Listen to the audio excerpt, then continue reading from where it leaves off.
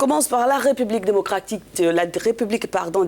du Congo, où la mouvance présidentielle traverse une crise sans précédent. Le directeur de cabinet du président Félix Tshisekedi, Vital Kamerhe, est jugé pour corruption dans l'affaire des 100 jours, un programme destiné aux populations vulnérables. Et pendant ce temps, une grave crise de leadership secoue l'UDPS, le parti du président Tshisekedi. Jean-Marc Kaboun, président par intérim de ce parti, a été destitué de son poste de vice-président de l'Assemblée nationale par les députés du FCC, pourtant alliés du parti présidentiel. Et mercredi, les députés étaient venus même aux mains à l'Assemblée nationale après des jours de tension. Et pendant ce temps, les militants des deux forces politiques alliées s'affrontent par manifestation interposée. Les questions alors se multiplient sur l'avenir de l'alliance FCC-Cash.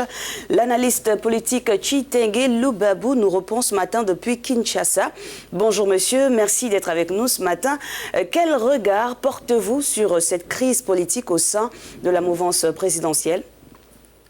Bon, je pense que nous sommes en train de vivre une situation quasiment kafkaïenne.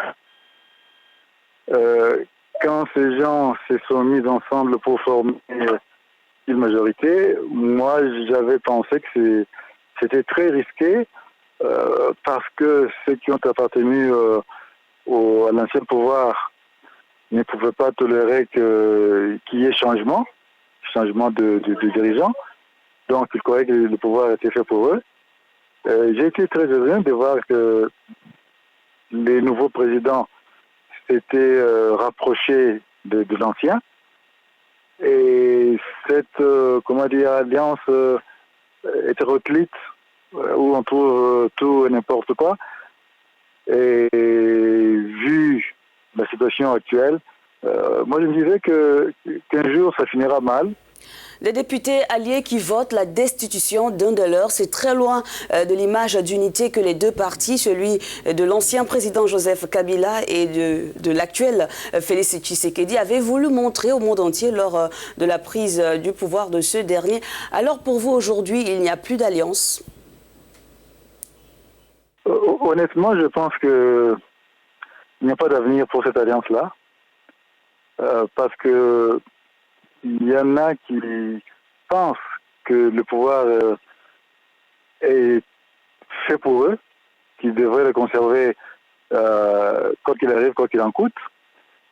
Et le cas Kabound est un cas quand même spécial, parce qu'on ne peut pas se réunir juste pour situer le premier vice-président de l'Assemblée nationale qui est allié de ceux qui les destituent.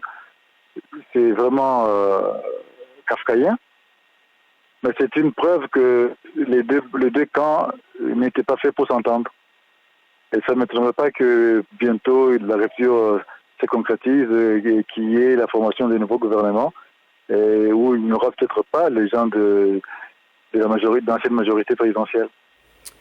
Imaginons à présent, monsieur Chitengue Lubabu, vous, à la place du président Félix Tshisekedi, quelle est la décision que vous auriez prise en ce moment?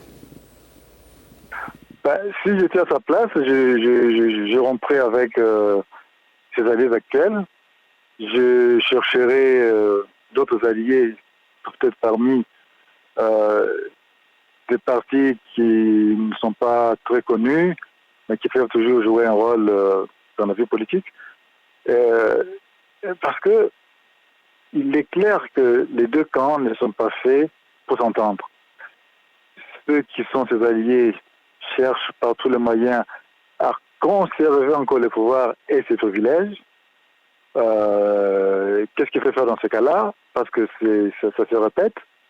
Il faut rompre. Quand on rompt, il faut maintenant voir avec qui on va s'associer pour que les ruptures ne deviennent pas un mode de gouvernement. Je crois que ils doivent se séparer maintenant. Sinon, après, ça sera compliqué. Monsieur Chitengue, on se souvient il y a peu que le chef de l'État, Félix Tshisekedi, avait refusé de rompre avec le FCC de Joseph Kabila, encore moins de l'UNC de Vital Kamerhe, mais les choses ont bien évolué depuis lors. Et puis, votre proposition pourrait peut-être arriver avec des conséquences, bien évidemment. On va mettre un terme à cette interview. Merci d'avoir répondu à l'invitation d'Africa News ce matin.